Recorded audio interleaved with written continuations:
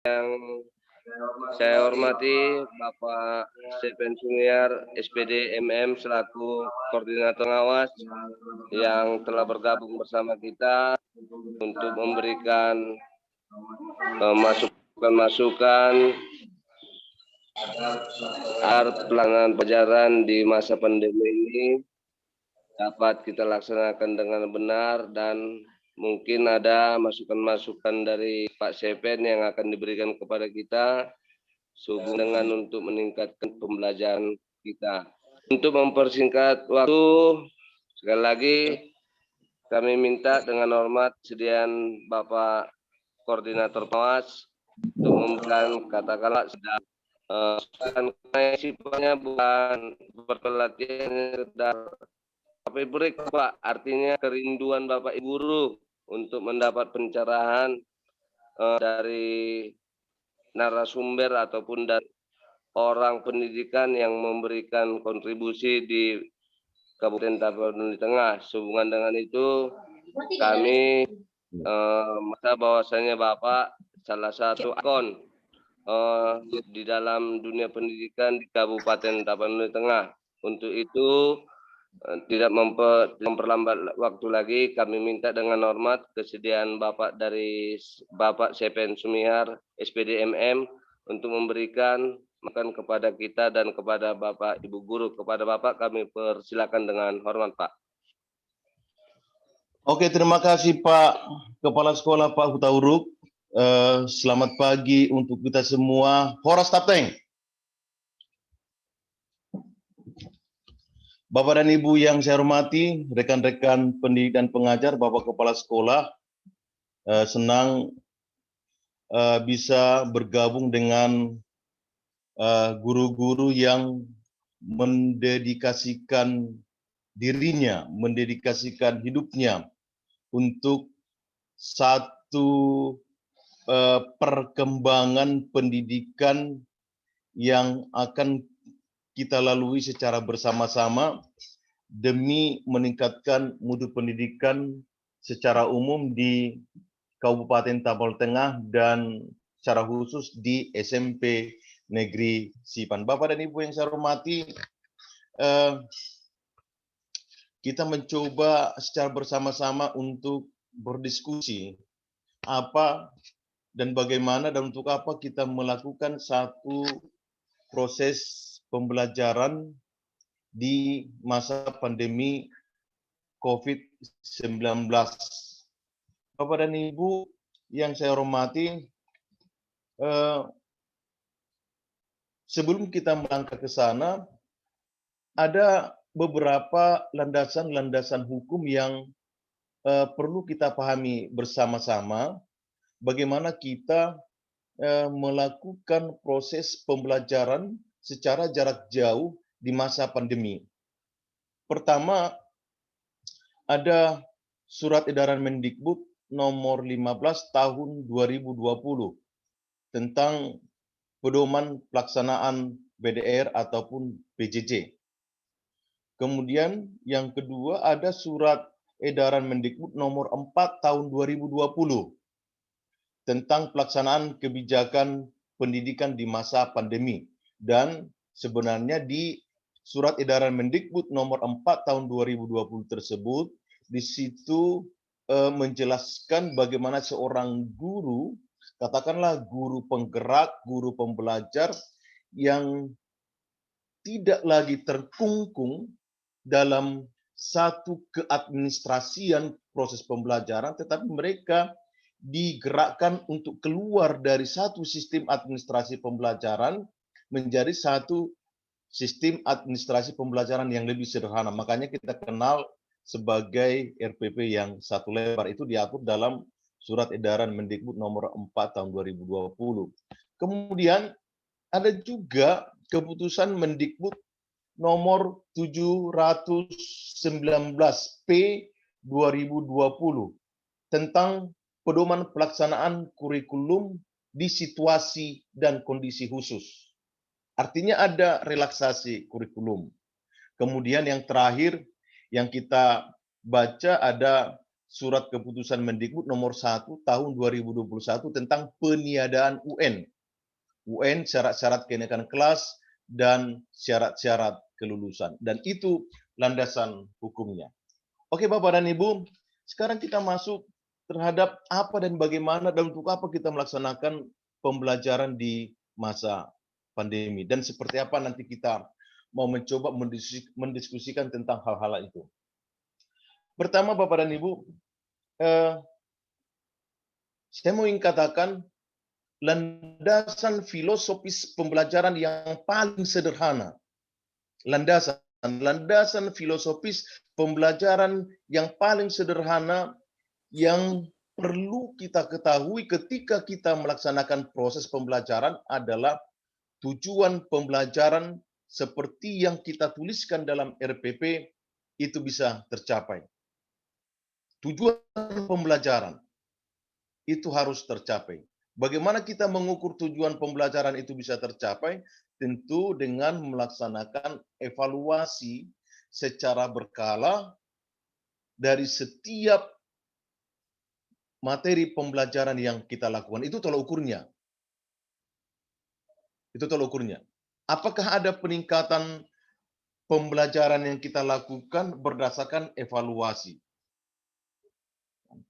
Jadi itu yang pertama Bapak dan Ibu, landasan filosofis itu harus kita pahami. Tujuan pembelajaran tercapai. Artinya metode pembelajaran apapun yang Bapak dan Ibu gunakan, model pembelajaran apapun yang Bapak dan Ibu gunakan ketika Ibu berkreasi melakukan pembelajaran di dalam kelas, tujuan pembelajaran itu harus tercapai. Itu yang pertama, Bapak dan Ibu. Ya, itu yang pertama. Nah, ketika kita mencoba menuangkan tujuan pembelajaran seperti dalam rencana pembelajaran yang kita buat, tentu kita harus memilih materi-materi apa yang harus kita berikan kepada siswa kalau kita kaitkan di situasi pandemi sekarang. Ya. Kalau kita baca surat keputusan Mendikbud tersebut tentang perubahan kurikulum 719, maka kita tidak dituntut, setiap guru itu tidak dituntut untuk menuntaskan kurikulum. Tidak dituntut menuntaskan kurikulum. Jadi itu yang pertama. Yang kedua, kita juga harus memiliki prinsip bahwa kita coba memposisikan diri menjadi guru-guru yang inspiratif. Selama ini dalam K13, guru dibingkai, kalau saya melihat ya, dalam kurikulum 2013, guru dibingkai ketika melaksanakan proses pembelajaran, guru dibingkai dengan mempergunakan model-model pembelajaran yang sudah ditentukan. Artinya, model pembelajaran discovery, inquiry, problem-based learning, project-based learning, itu guru dibingkai untuk mempergunakan model-model pembelajaran seperti itu. Memang tujuannya sih bagus. Artinya kalau kita pahami model-model pembelajaran tersebut itu mengarah kepada proses pembelajaran yang berpusat kepada siswa. Betul itu. Tapi guru seolah-olah tidak diberikan keleluasaan untuk berkreasi, berinspirasi ketika melaksanakan proses pembelajaran di kelas. Artinya begini Bapak dan Ibu. Untuk saat sekarang, di situasi sekarang, kita harus memosisikan diri sebagai guru-guru yang inspiratif. Guru-guru yang inspiratif, guru-guru penggerak, guru-guru pembelajar yang hubungannya dengan konsep merdeka belajar atau sekolah penggerak yang sedang dijalankan oleh Kementerian Pendidikan kita pada saat ini. Jadi, kita harus berani keluar dari guru yang sifatnya administratif menjadi guru yang mampu mengeluarkan, memberikan ide-ide baru, kreasi baru dari setiap proses pembelajaran yang dilakukan. Jadi jadilah guru yang inspiratif. Jangan terkungkung kepada hal-hal yang sifatnya administratif. Ya. Substansi lebih penting dari sisi administratif. Apakah sisi administratif itu tidak penting? Penting sebagai arah bagi kita untuk melaksanakan proses pembelajaran. tapi kita tidak boleh terkungkung. Kita tidak boleh terkungkung. Itu yang kedua. Kemudian yang ketiga, tugas profesional kita sebagai guru itu apa? Tugas profesional kita sebagai guru itu apa? Kalau kita mengacu kepada peraturan pemerintah seperti Undang-Undang Nomor 14 Tahun 2005 tentang guru dan dosen, itu diatur bahwa kompetensi guru itu ada 4. Satu, ada kompetensi kepribadian, yang kedua sosial, profesional, dan pedagogi. Kompetensi pedagogi itu harus Bapak kuasai, manakala Bapak dan Ibu harus mempergunakan pendekatan, metode, dan model-model pembelajaran tertentu ketika melaksanakan proses pembelajaran dalam kelas. Pedagogi. Kemudian kompetensi profesional. Sejauh mana Ibu menguasai materi yang harus Ibu ajarkan? Sejauh mana Ibu harus menguasai materi yang harus Bapak Ibu ajarkan? Pengalaman saya Bapak dan Ibu ketika saya menjadi guru waktu masih muda dan berhonor-honor di sekolah-sekolah, di beberapa sekolah, kita mencoba sebagai guru yang muda, kita mencoba untuk mengajar tanpa melihat buku. Artinya kita betul sadar bahwa ketika kita hendak mengajar, maka kita harus menguasai materi yang harus kita ajarkan. Jangan lagi ada guru yang mengajar dengan satu pendekatan metode membacakan materi pembelajaran dari buku teks yang sudah ada. Artinya rencanakan dengan baik, persiapkan dengan baik ketika Bapak dan Ibu harus mengajar di dalam kelas. Salah besar ketika seorang guru tidak tahu apa yang harus diajarkan. Berarti kompetensi profesional kita masih diragukan. Masih diragukan. Oleh karena itu, saya selalu berharap, saya selalu tekankan ke setiap guru-guru binaan, selalu tekankan pertama, yang seperti tadi, filosofis pembelajaran yang paling sederhana. Yang kedua, jangan terkungkung menjadi guru administratif. Dan yang ketiga, kompetensi kita. Yang 4 kompetensi profesional dan pedagogi itu harus dikuasai. Kuasai materi pelajaran. Kuasai materi pelajaran. Ketika Anda, Bapak dan Ibu, sudah menguasai materi pembelajaran, maka inovasi-inovasi, kreativitas proses pembelajaran yang harus Bapak Ibu lakukan dalam kelas itu bisa berkembang dengan sendirinya. Kadang-kadang banyak guru yang tidak menguasai kelas. Kenapa? Karena di sini tidak menguasai materi yang harus diajarkan.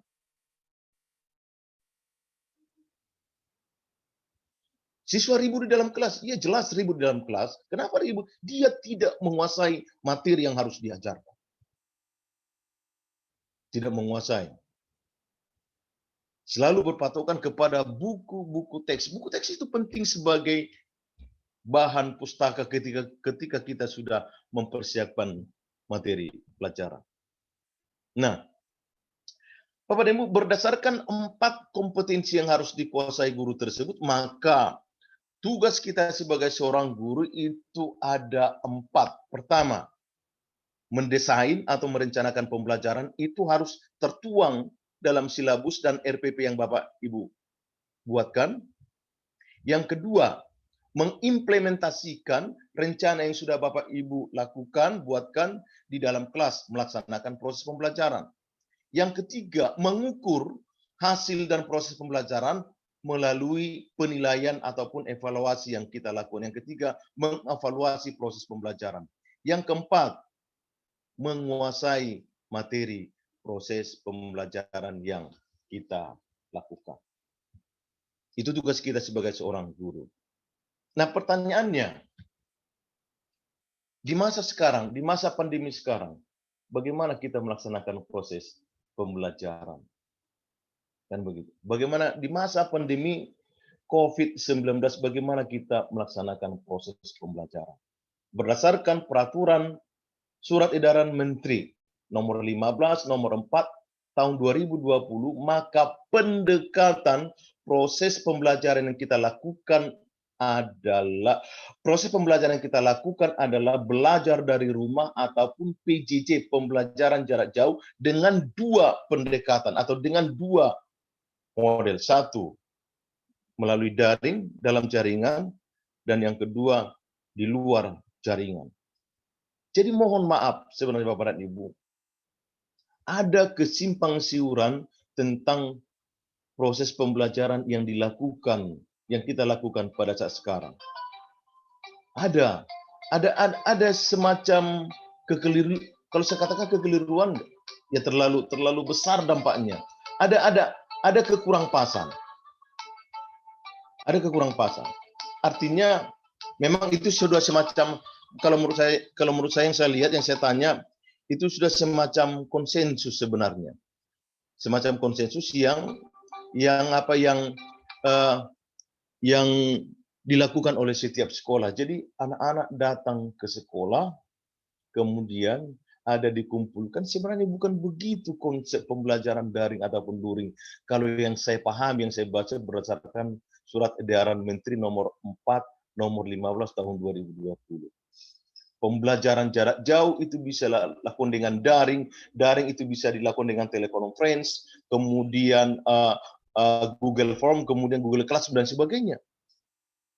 Di luar jangkauan itu bisa kita lakukan melalui televisi, kemudian modul-modul diklat yang kita kirimkan dan sebagainya.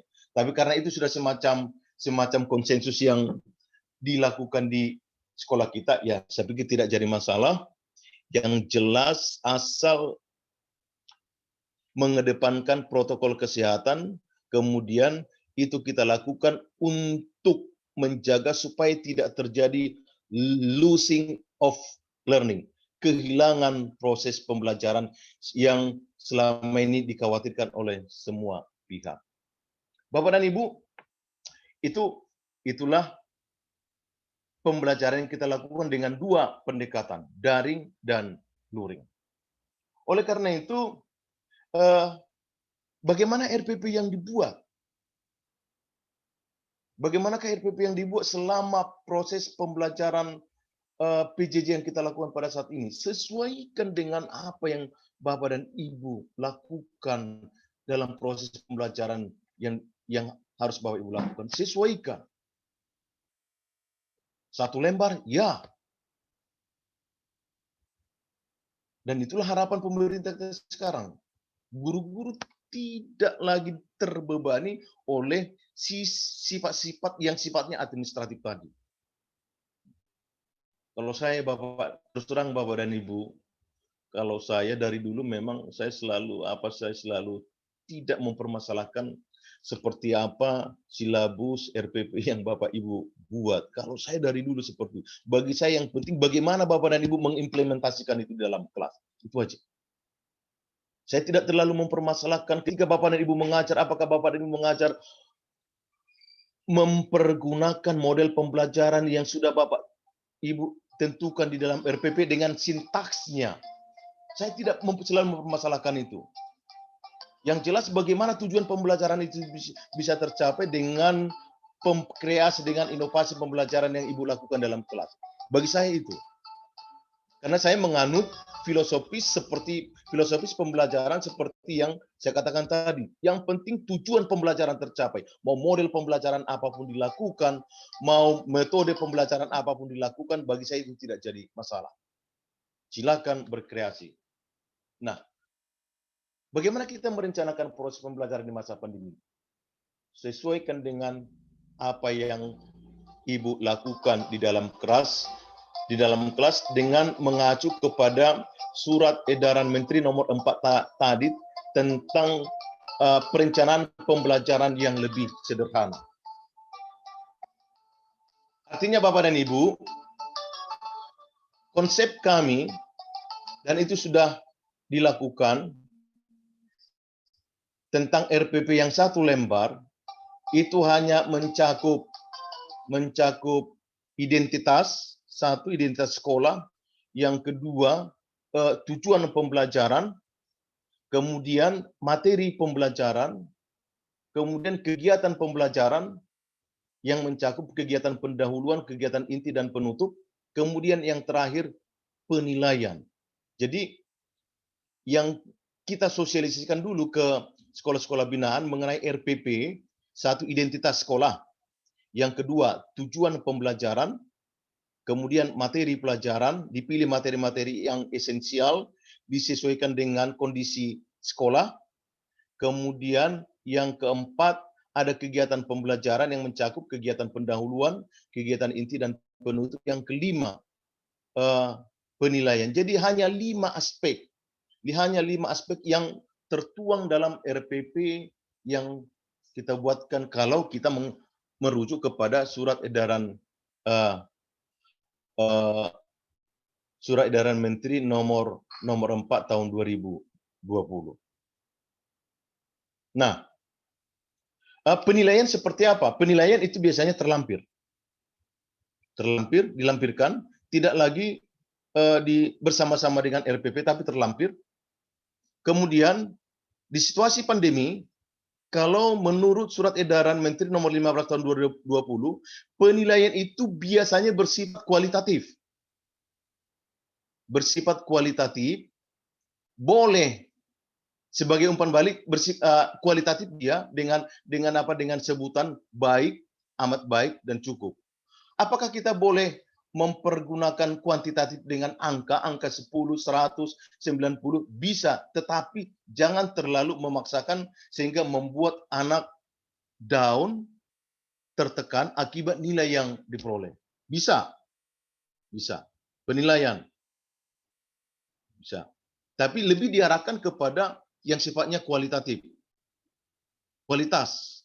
Dengan sebutan baik, kemudian cukup dan amat baik. Apakah bisa bersifat kuantitatif? Bisa. Tapi kita hindarkan.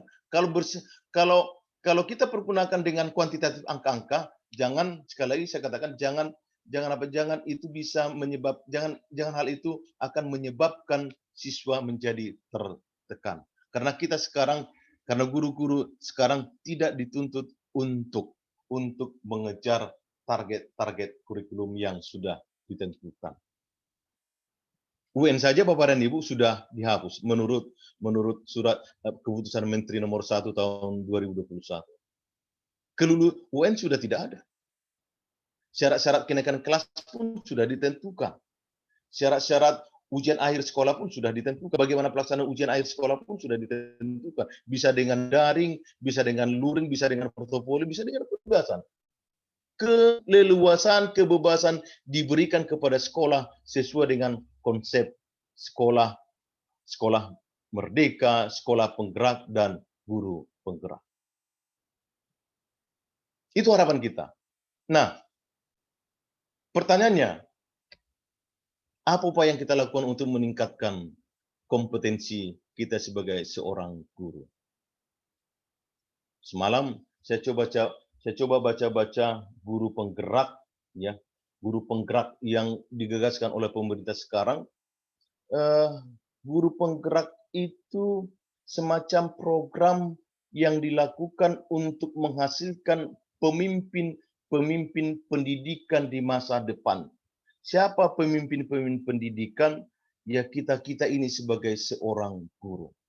Program yang dibentuk untuk mewujudkan pemimpin pendidikan di masa depan. Ada program. Artinya Bapak dan Ibu, guru penggerak ini dalam konsep guru penggerak, guru akan dituntut menjadi seorang guru yang aktif melakukan peningkatan kualitas dirinya secara sendiri dan secara kolaboratif. Dan itulah yang disebut sebagai guru pembelajar. Guru pembelajar. Lakukan aktivasi pengaktifan diri secara terus-menerus untuk menjadikan Bapak dan Ibu menjadi guru-guru yang berkompeten, guru-guru yang memiliki kualifikasi khusus. Bapak dan Ibu, siswa yang hebat, siswa yang berprestasi tidak mungkin dihasilkan oleh guru-guru biasa. Tapi siswa yang berprestasi itu pasti dihasilkan oleh guru-guru yang luar biasa. Konsep pemikiran saya, guru-guru yang luar biasa adalah guru-guru yang memiliki kompetensi yang tinggi, profesional yang tinggi, dan kinerja yang tinggi. Bagaimana caranya? lakukanlah aktivasi, lakukanlah keaktifan secara terus-menerus untuk meningkatkan kompetensi diri. Melalui apa? Melalui apa? Sumber untuk meningkatkan kompetensi diri kita pada saat sekarang ini, Bapak dan Ibu, sudah cukup tersedia di depan kita. Kecuali kami dulu mau melakukan peningkatan kompetensi diri harus membaca buku dari satu sumber lain, kemudian diramu menjadi satu materi yang utuh yang harus diajarkan. Bapak dan Ibu tinggal cari sumber di Google yang cukup tersedia di hadapan kita. Oleh karena itu, bagi saya untuk saat sekarang ini, bagi saya yang selalu saya sarankan adalah seperti yang saya katakan tadi, landasan filosofis pembelajaran yang paling sederhana, jadilah guru yang sangat inspiratif, kemudian lakukan terus pengembangan diri menjadi guru-guru penggerak, kemudian kuasai kompetensi dan dalam melakukan proses pembelajaran jangan terpaku kepada hal-hal yang sifatnya administratif. Demikian untuk pengantar yang bisa saya sampaikan kepada Bapak dan Ibu. Saya berharap bahwa pengantar ini kita bisa coba membuka ruang diskusi untuk bagaimana kita menemukan satu proses pembelajaran yang sederhana tetapi mampu melahirkan ide-ide baru dan muaranya output siswa kita seperti dalam 8 standar nasional, standar kompetensi lulusan itu harus menguasai 3 aspek kompetensi. Muara kita sebenarnya adalah 8 standar nasional, standar kompetensi kelulusan. Bagaimana SKL ini menguasai 3 aspek kompetensi, itu harus didukung oleh standar-standar yang lain, termasuk standar isi, standar proses, dan standar pendidik dan tenaga pendidikan yang kita yang berproses untuk menghasilkan SKL yang tinggi. Demikian yang bisa saya jelaskan, saya uraikan pada saat ini Bapak dan Ibu pengantar, dan kita coba membuka ruang diskusi untuk hal itu. Saya kembalikan kepada Pak Kepsep, Pak Martin, untuk membuka ruang diskusi kita pada saat ini. Terima kasih.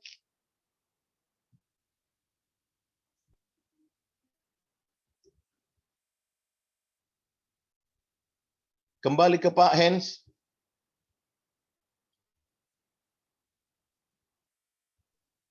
Oke, baik. Terima kasih Pak Koas yang sudah memberikan pencerahan kepada kita guru-guru di SMP 1 Atap Sipan. Untuk sesi pertama, mana tahu ada Bapak Ibu guru yang ingin menyampaikan pertanyaan maupun memberikan masukan terhadap apa yang telah disampaikan oleh Bapak Koordinator Pengawas kita untuk tingkat SMP. Untuk ini sesi pertama kita buka untuk 2 guru yang memberikan pertanyaan. Kami persilakan Bapak Ibu guru.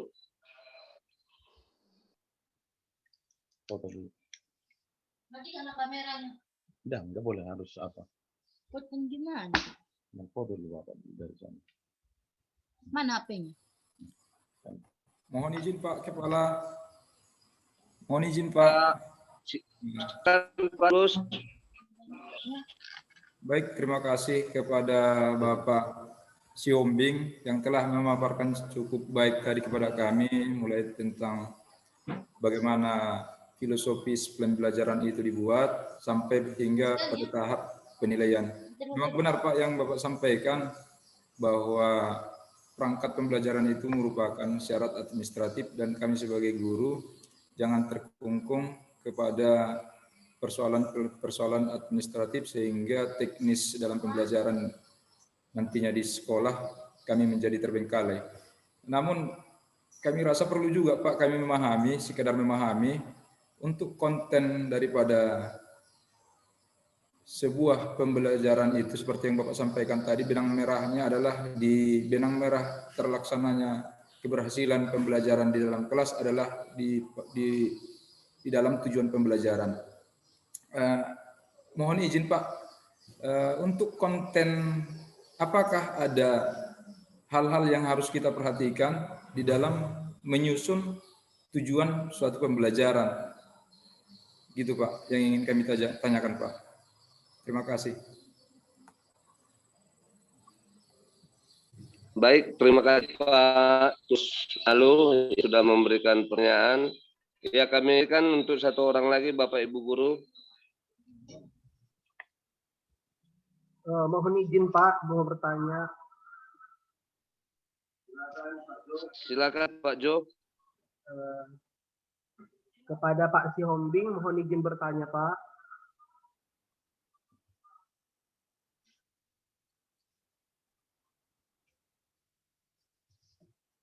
Terkait dengan pembelajaran abad 21 yang digaungkan oleh pemerintah kita, di dalam pembelajaran itu mengutamakan ada unsur TIPEK, di mana TIPEK itu adalah teknologi, pedagogik, dan konten knowledge. Dan yang kedua ada namanya unsur HOT dalam pembelajaran. Yang menjadi pertanyaan saya Pak adalah bagaimana di situasi pandemi ini kita tetap menerapkan dua unsur itu untuk mencapai tujuan pembelajaran Pak, yaitu unsur TIPEK tadi dan unsur HOT. Terima kasih Pak. Baik, Pak Jo. Kami saran kepada Pak Koordinator untuk memberikan penjelasan pada pertanyaan yang disampaikan oleh pertama tadi Pak Manalu dan yang kedua Pak Jonathan Pasaribu. Kepada Pak Sepen Sumiar, kami persilakan dengan hormat untuk memberikan jawaban maupun penjelasan atas pertanyaan yang diberikan oleh Bapak Ibu Guru tadi, Pak. Terima kasih, Pak. Oke, baik Pak Hens, Pak Kepala Sekolah, dan Pak Manalu, dan Pak Pasaribu. Bapak dan Ibu Guru yang saya hormati, beberapa minggu yang lewat, saya coba menulis semacam jurnal, dan saya kirimkan ke grup MKKS yang berjudul Manajemen Berbasis Sekolah untuk Meningkatkan Mutu Pendidikan. MBS untuk meningkatkan mutu pendidikan. Bapak dan Ibu yang saya hormati, itu sebenarnya saya tulis karena refleksi dari kegiatan yang kami lakukan bersama dengan Pak Utauruk dengan kawan-kawan yang lain di Medan. Dalam MBS itu saya coba tuliskan ada 3 penyebab mengapa mutu pendidikan di Indonesia itu tidak mengalami peningkatan, padahal sudah dilakukan berbagai upaya oleh pemerintah untuk melengkapi hampir semua kebutuhan yang dibutuhkan oleh setiap satuan-satuan pendidikan. Nah, ada 3 alasan Bapak dan Ibu. Pertama adalah kalau saya coba mengulang kembali, ya kan, kebijakan pendidikan itu masih menerapkan